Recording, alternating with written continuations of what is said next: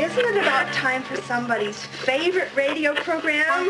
This is America's Outdoor Talk program. Are you ready to get rowdy? Outdoors This Week with your host, Alex Langer. Alex Langer. We've got fishing. Believe me, folks, I have been there, and the fishing has been tremendous. Hiking. Adios. Have a nice trip. Camping. This is a real adventure. How do you know? When you're an experienced woodsman like me, you get a feel for these things. Oh, really? Heck, we've even got kayaking. I'm going to show you kids the time of your life. We've got all the info you need for a safe and fun day in the sun. It's a darn good thing we found you when we did. There's something horrible roaming these woods. And you've got Outdoors This Week. Outdoors This Week. And now, here's your host, Alex Langer. Good morning, ladies and gentlemen. And today, we're going to take a slightly different tack. Usually we talk about fishing, but today we're going to talk about Wheaties. That's right, Wheaties, Lynn. What do you think of that? I love Wheaties. I do too. They're so good. It's the breakfast of champions. Yes, it is. Did you know that? I did. I heard that. I used to see all my favorite sports figures on the box.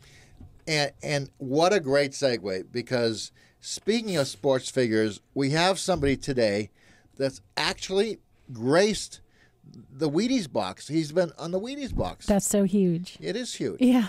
And, you know, it's huge for him, but it was also huge for the sport in general. I can imagine. Of fishing and of bass fishing in particular. Let me not tease you anymore and tell you who's on the show. Some of you bass heads probably know who it is, but those of you who don't, let me tell you right now, his name is none other than Denny Brauer. Denny is a legend in bass fishing, and he holds a career that's regarded as one of the best in professional bass fishing history. He's won 17 times. Count that. I can't count that. That is a lot. Most people have won 2, 3, 5, whatever. That's a good amount.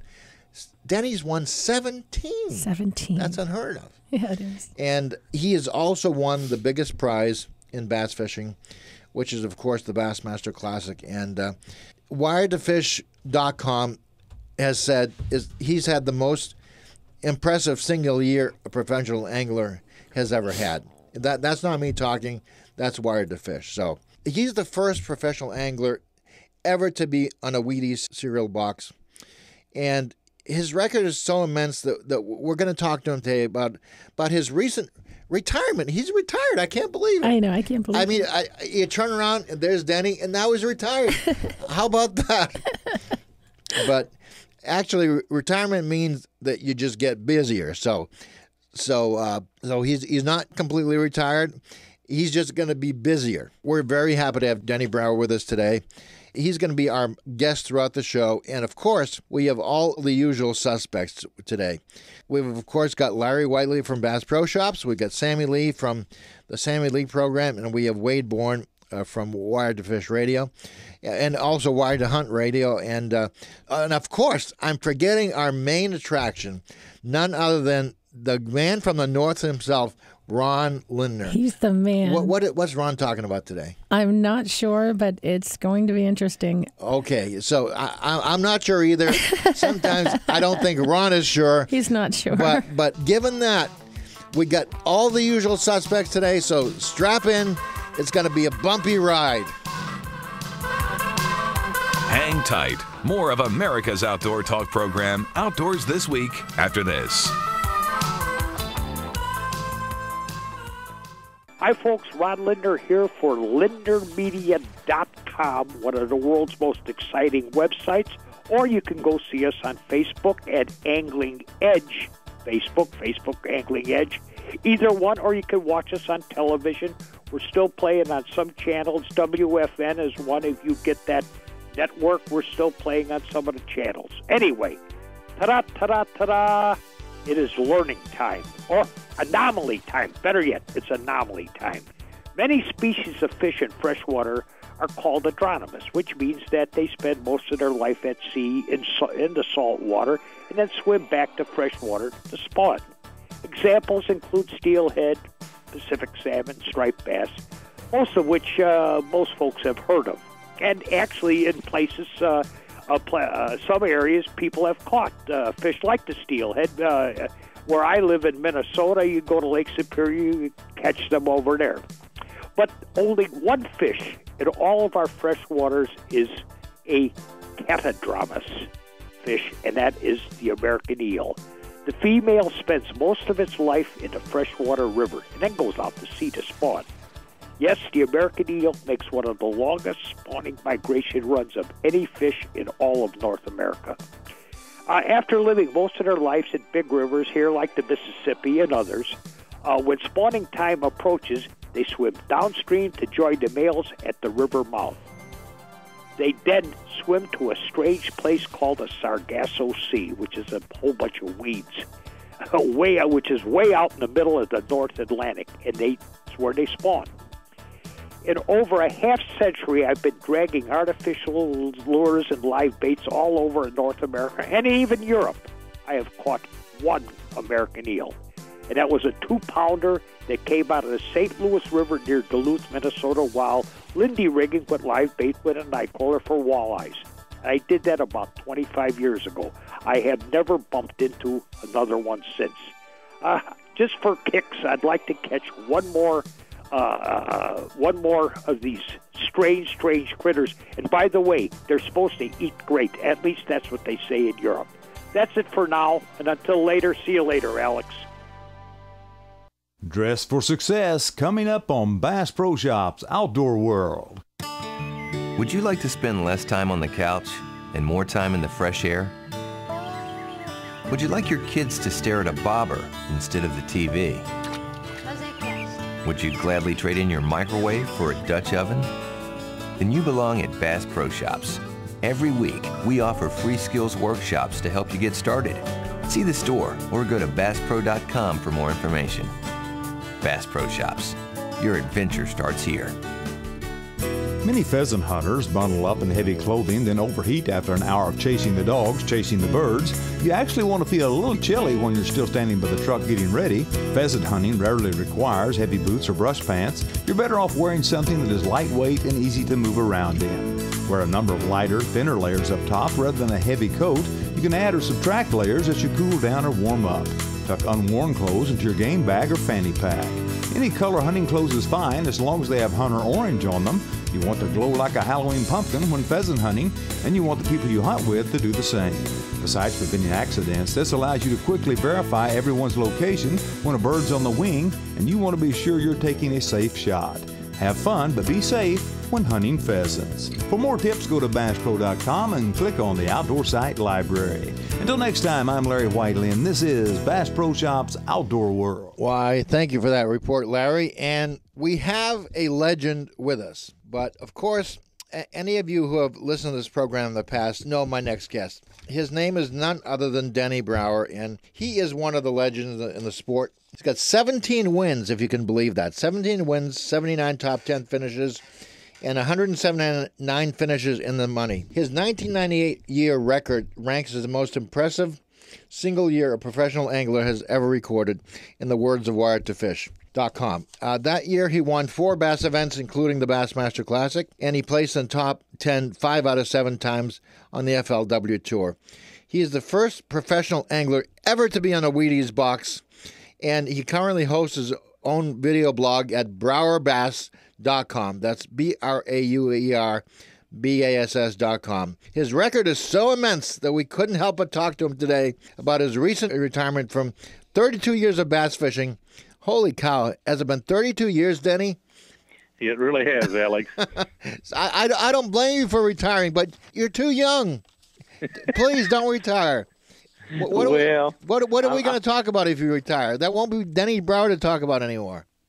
Well, I tell you, I plan on doing it full time for a couple more years, but the body decided otherwise, and I have a knee that's been dealing me fits, and of course I've been through several back surgeries over the years. So physically, it just got to where it wasn't quite as much fun, and I decided it was time to slow down a little bit. So I'm going to retire from the Elite Series, and I'll still, fish some events a little closer where there's not as much travel and where I can approach it a little more relaxing, so to speak. The Elite Series is really grueling on the body, isn't it?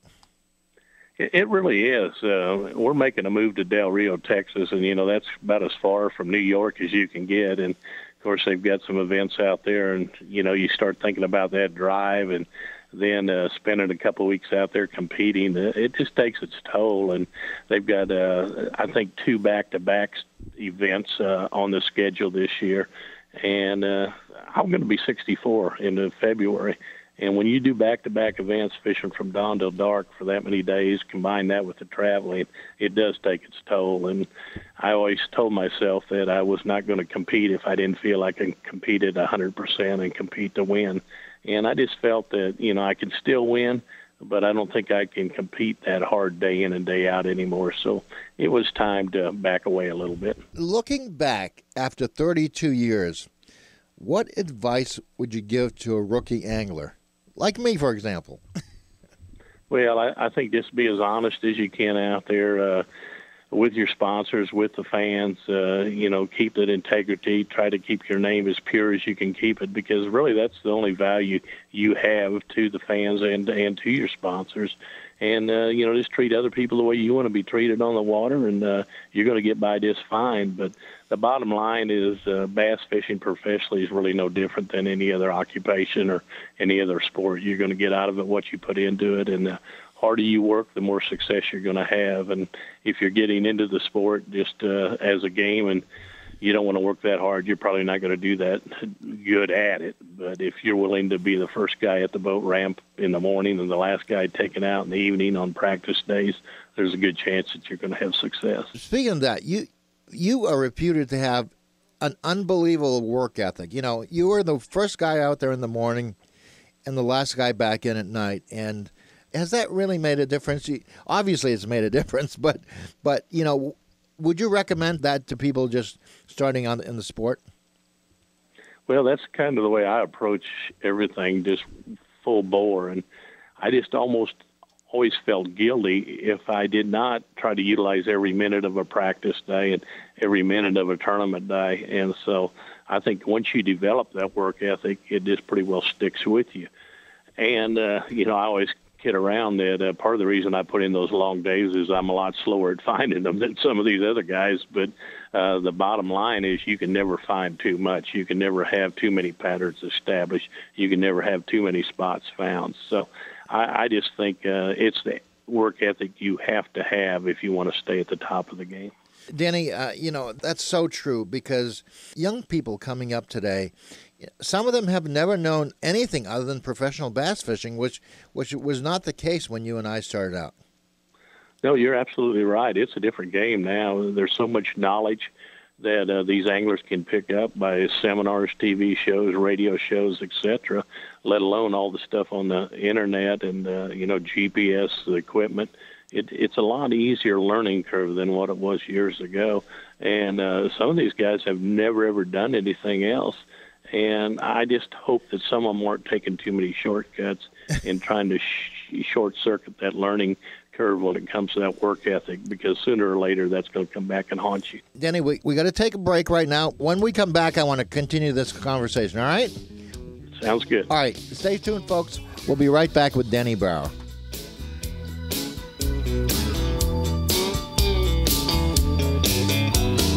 Papa was a fishing man. Papa was a fishing man. He loved his cars and his steel guitars. Papa was a fishing man. Outdoors This Week with Alex Langer. Wow! Woo! Hold on to that, and that's a good one. In stereo, Tight Lines with Sammy Lee. Do you fish spinnerbaits? Well, do you catch as many fish on them as you'd like to? Don't feel bad, because most folks don't. Hello, this is Sammy Lee. In just a moment, bass fishing superstar Hank Parker will continue telling us about some of the things that you can do to improve your catch by using these lures. But first, this message. When you serve U.S. farm-raised catfish at your house, it's like taking a trip around the country. How about some catfish gumbo or jambalaya? Hey, have you tried the Manhattan catfish chowder? Forget about it. Hey, we're barbecuing catfish with yam kebabs. Boy, howdy. Southwest pan-fried catfish? That's what's for dinner. You try Asia pear catfish with stir-fried veggies. You're right. U.S. farm-raised catfish. Fun to fix, good to eat. For recipes and more, visit uscatfish.com. For the last couple of programs, Hank Parker has been explaining to us the do's and don'ts of spinnerbait fishing. Things like when to use a tandem spin or a single spin spinnerbait, and when to use certain types and certain sizes of blades and skirts. But when I asked Hank Parker what color of spinnerbait blades he prefers, he told me. Everybody goes into trends, and I try not to do that. I try not to be too trendy. And the other day I was kind of going through my master tackle box looking at blades, and the only blades I needed to reorder were gold. So I found myself, dang, I must be using nothing but gold blades. And I don't know how I got hung on that. The majority of the time I would fish nickel blades in clear water and copper blades in dingy water. And now I find myself fishing gold in almost all water conditions. So I thought, well, maybe I'm missing out on some fish. But then I look back at the success that I've had in the last year just on an evaluation program with the spinnerbait, and it's been pretty good. And I think any color skirt on a spinnerbait is good as long as it's white. Usually I do fish, if it's bright, I fish a white bait, and if it's kind of overcast and clear, not really a dark overcast, I'll fish a white and chartreuse or a white and blue combination. And if it's a dark day, then I'll fish a darker bait like black and chartreuse or blue and chartreuse, something of that nature. I hope something Hank Parker has said the last few days will encourage you to try spinnerbaits, because it's a fact that I've caught more big bass since I started using these productive lures. I'm Sammy Lee, and until next time, tight lines. Tight Lines, brought to you by HuntMate, The best hunting app for your iPhone. by UFP, America's leading maker of brake systems for boat trailers. and by Smart Baits. Color changes everything. Holiday cheer is near. Get the perfect gift for your favorite fisherman online at tightlinesradio.com. Thanks, Sammy Lee. And Sammy is the host at the induction ceremonies for the Bass Fishing Hall of Fame. And the other day, Bassmaster, the Bassmaster website, wrote an article about bass fishing radio shows, and they listed us and Sammy Lee as quote-unquote big time. So I guess we're big time then. Speaking of big time, we have with us the biggest of the big time. We have a legend, Denny Brauer. He just recently retired, and whatever that means. And he has won 17 bass events, including the Bassmaster Classic. You have so many career highlights. Let's go through them right now, Denny. What is the most sentimental? What's the one that you cherish the most? I think probably the Classic, just because it was so hard to achieve.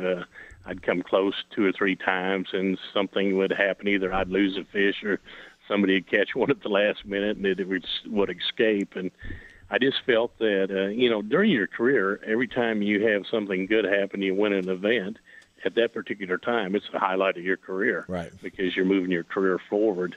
But when you participate for a lot of years and you have not won the marquee event in your particular sport, I don't think you are ever going to consider your career validated until you do. Right. So when I finally did accomplish that, it was just like the monkey come off the back, so to speak. It's kind of like putting the first fish in the boat, isn't it? Yeah, it definitely It's like is. unless you win the Classic, it's like the rest almost doesn't count. Yeah, I think you're very, very right, and I think that's kind of that way with every sport. You look at these guys that have not won the Super Bowl and been a part of a team that has. Right. That's just a tough deal. Same way with some of the major golf events. You're kind of, I guess, looked at from the major victories that you win rather than the other victories along the way. And there's a lot of great anglers that have just never had the stars align in that right week and have never won the Classic. But that doesn't really mean they're not just as good an angler. They just haven't been fortunate enough to win that particular event. You're right. There are people like Rick Clunn that have won, and Van Dam that have won 4 Classics. There's other people that have never won one. And let me ask you about those people.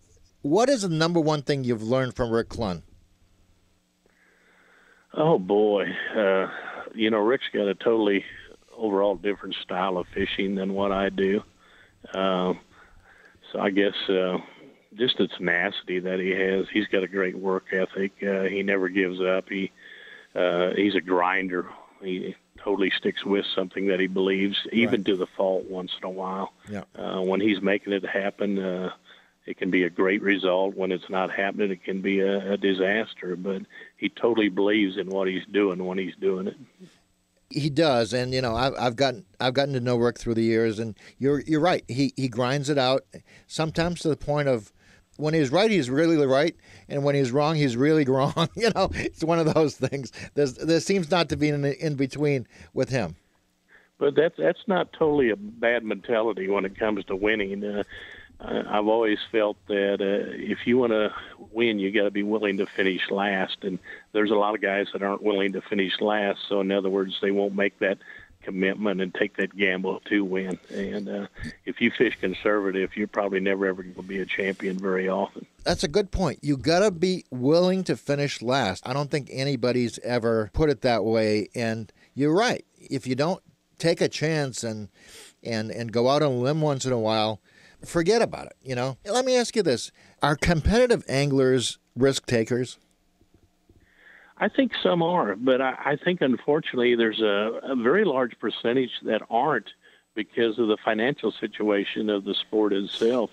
They're struggling to get from tournament to tournament and really make ends meet. They're still in the process of trying to impress sponsors and get whatever deals they can find out there, and they don't really have the mindset to have that last place finish.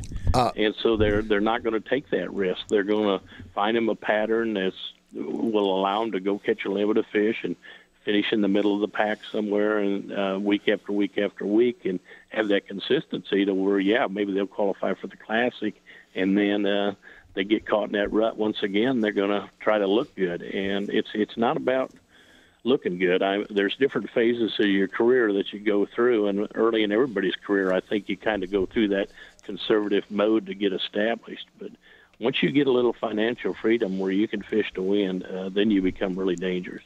Speaking of financial, we've had a really, really, really tough economy for the last few years, and it looks like that's going to continue. And how has that affected professional bass fishing from your standpoint? It's affected it really big time, just like it has any other occupation or segment of our economy. It's been tough. So many of the fishing industry companies have had to cut back their budgets, and when you start making budget cuts, one of the first thing that goes is advertising, as you well know, and fishermen with sponsorships fall under that category. And so just about every angler out there, has had to take a reduction in what he was making from sponsorship endorsements. And so that makes it tougher. But unfortunately, entry fees over the last few years have stayed extremely high, higher than they've ever been in the history of the sport. And expenses are a lot higher when you're out on the road, and purses have not improved any. If anything, they've gotten worse. So the whole scenario is made for a very, very tough situation for a professional angler nowadays. And I don't want to be talking doom and gloom, but that's just part of the history we're in right now with the sport. It's just a little tougher to make a living out there for the majority of the field. Denny, we got to go to break now. It's a good place to pause. And when we come back, I'll ask you my final questions, all right? Sounds good. All right. Stay with us, folks. We'll be right back with the legend himself, Denny Brauer. Hey, what do you think you're doing? Don't change that dial. Alex will be right back with more of Outdoors This Week after these messages. Takes a whole lot of fishing to do a little bit of catching. The pheasant season is divided into two sub-seasons. There's the first week, and then there's the rest of the season. The first week includes all the hoopla and commotion and big party hunts with birds of Flushing right and left. Then the remainder of the season is typified by small parties and stealthy tactics and ringnecks that would rather run than fly. I'm Wade Bourne, and this is Wired to Hunt Radio. In a minute, Joe Arterburn shares tips for hunting after the big crowds go home. More Wired to Hunt Radio coming up. For a day at the range, it's hard to beat an accurate pistol and lots of .22 long rifle ammunition. Folks at Smith & Wesson couldn't agree more, and the new M&P 22 pistol fits the bill perfectly. The M&P 22 combines the look, feel, and familiar operating features of the trusted M&P series of centerfire pistols. The M&P 22 is perfect for training or simple shooting enjoyment. To learn more about this new M&P rimfire pistol, visit www.smith-wesson.com. With the mission to promote, protect, and preserve hunting in the shooting sports, the National Shooting Sports Foundation wants to help you better enjoy your sports. Take a lesson from champion pistol shooter Doug Koenig. Fine-tune your shotgun skills with top instructor Gil Ash, or learn how to sight in your rifle in just 2 shots. You'll find all the information you need to shoot better at nssf.org/videos. Watch and learn with NSSF at nssf.org/videos. This is Wired to Hunt Radio. Joe Arterburn lives in Nebraska, and he loves to hunt pheasants. He says he tolerates the opening week crowds, but his favorite time to hunt is later in the season when the big party hunts have subsided and things have settled back down. Then Joe enjoys getting out with 3 or 4 friends and a couple of dogs. Now, with a group this size, they obviously can't tackle the big fields. They can't hem the birds up. So instead, they concentrate on hunting the little cover patches, gullies, shelter belts, cattail bogs, the edges around irrigated fields. Here's Joe Arterburn. That's what I really look for more than the big fields. I don't know if it's just you just feel like you can really hunt that better, tighter, that sort of thing. If they're small enough, we won't necessarily put a blocker on there. We'll do more of a U formation. We'll have somebody on the edges kind of going out a little bit ahead. And then try to have the top of the U coming down and kind of push them out. So we're kind of catching where the guys on the ends will get possibly a better shot than the guys in the middle. It's just another thing there is watch the safety as well. Birds flying behind you, that sort of thing. Just let them go or make dang sure you know where you're shooting. That's Joe Arterburn with some good advice about a good time to be in pheasant country. And that's after the big opening week party hunts are over. And that's also today's Wired to Hunt Radio. I'm Wade Bourne saying thanks for listening and get outside. Thanks, Wade. And we have standing by a legend today. He is none other than Denny Brauer, and all I have to say is he's Bassmaster Classic champion, Denny Brauer. That's kind of all you need to know. But if I said that wouldn't encapsulate his career. He's got 17 wins. He's I rank him up there as one of the top 2 or 3 of all time. He's right up there with Van Dam and Clun, right there. And Denny is with us today. Denny, first of all, thanks for coming back. And there's so many things I want to ask you, but first, tell me about your blogging website, BrauerBass.com. What's that all about? Well, it's a deal that Chad really handles a lot more than what I do. When we were doing Brauer's Bass Battles, that's where it really all got started, so to speak. And that's kind of his end of the game. I try to not avoid that end of it, but I would rather be on the water, put it that way. The one thing I remember about your career is the Wheaties box. Tell us about that. There was some controversy, and the antis were trying to say you shouldn't be on the box, and the bass head said you were supposed to be on the box. So tell us about that. Yeah, when I was fortunate enough to win the FLW Angler of the Year tour, the part of that package was the opportunity to be on the Wheaties box. And when I appeared on the Wheaties box, PETA did not think anything involved with obviously fishing or hunting should be on a Wheaties box. And so they were actually picketing General Mills and all that, and it got real interesting. I didn't know if my house was going to get burned down or not, but we survived the whole situation, and we ended up on the Wheaties box. And what a neat honor, not just for me, but really for fishing in general. And it's amazing. That was back in like '98. And the carryover that you get from that, I still have people at tournaments come up with Wheaties boxes wanting them autographed and that. And it's just a great history of that particular thing. How long were you on the Wheaties box? Oh, I don't know how many months it ran, but boy, they did a bunch of them. They actually did the 3 different boxes. I know they had the blue box, and they had the purple box, and then, of course, the orange box. So I remember the orange box. I don't remember the other 2. Why do they make different colored boxes?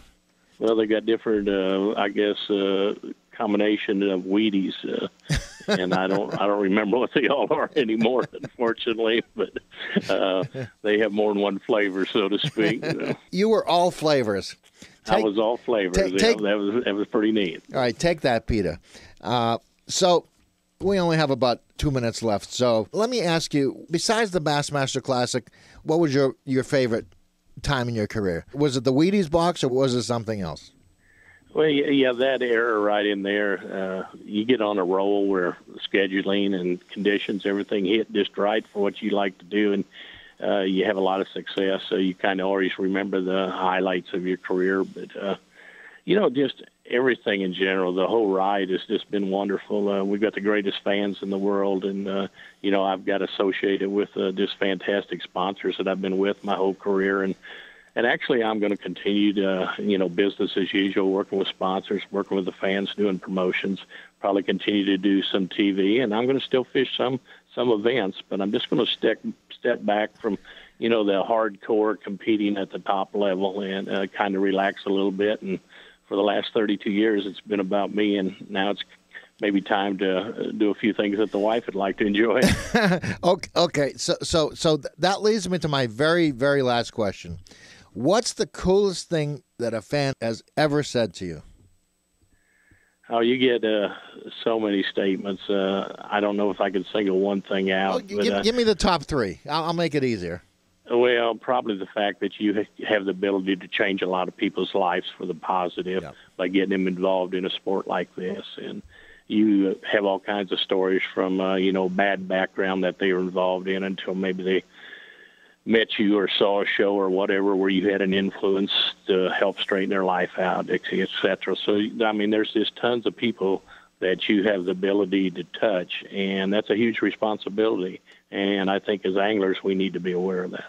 It is a huge responsibility, and you're right. We need to be aware of it and always cognizant of it and never forget it. Denny, thank you so much for being with us. Where are you off to after this? Well, I'm doing some deer hunting right now. I'm off to Illinois to hunt for a few days, and then we'll be heading down to Lake Amistad and be spending the winter down there. I thought you retired. Didn't you? Did you? Retirement means you're busier. That's what I heard. All right, Denny Brauer, thanks for being on Outdoors This Week. And, folks, thanks for joining us. We'll see you next time on Outdoors This Week. Bye-bye. Coast to coast, this is Outdoors This Week with Alex Langer.